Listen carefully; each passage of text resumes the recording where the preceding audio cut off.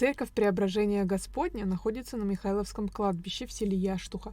Отсюда и обиходное название – на Михайловке. Храм построили примерно в 1915 году. В наши дни он представляет собой действующий приход Сухумо-Абхазской епархии. Здесь регулярно совершаются божественная литургия, крещение и другие богослужения.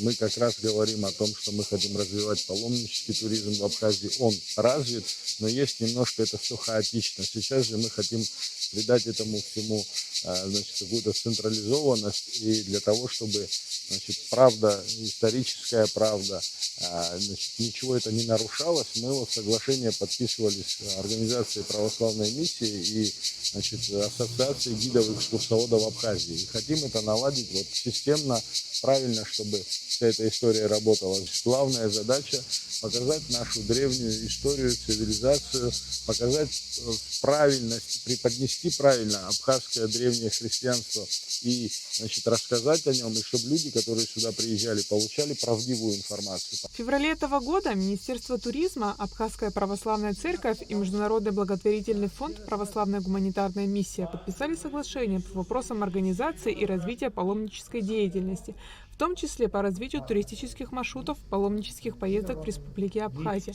Открытие маршрута – первый шаг в реализации соглашения. Новый объект, в котором можно остановиться, провести время. Если человек приедет с идеей посмотреть православные храмы Абхазии, приедет до нашего храма сегодняшнего, у него будет возможность переночевать именно на территории этого храма. Храм – один из наиболее почитаемых в республике. Он известен далеко за пределами нашей страны.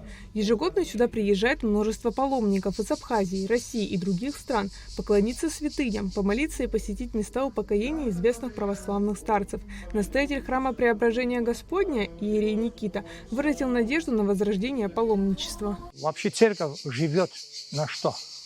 Церковь живет на пожертвования, на паломнической миссии и так далее, и так далее. Этого здесь не было. Паломническая миссия, сюда никто не заезжает. Вообще, в протяжении послевоенный период, как-то я старался, отец Виссарион даже со мной ходил, но, увы, к большому сожалению, не было. И это будет большое событие для меня. Я не нарадуюсь, что на самом деле лед как бы двинулся, да? Потому что кто-то придет, я уже показал, что-то я здесь делал, строил, еще много дел, хочу храм, должен вид тоже дать. Это, я считаю, очень такой важный и необходимый момент. Особую известность храм получил благодаря тому, что рядом с ним находятся могилы известных православных подвижников XX века. Храм продолжает оставаться важным духовным центром православной жизни Абхазии, объединяя прихожан и многочисленных паломников. Айлита Арутюнян, Алексея Гухава, Абхазское телевидение.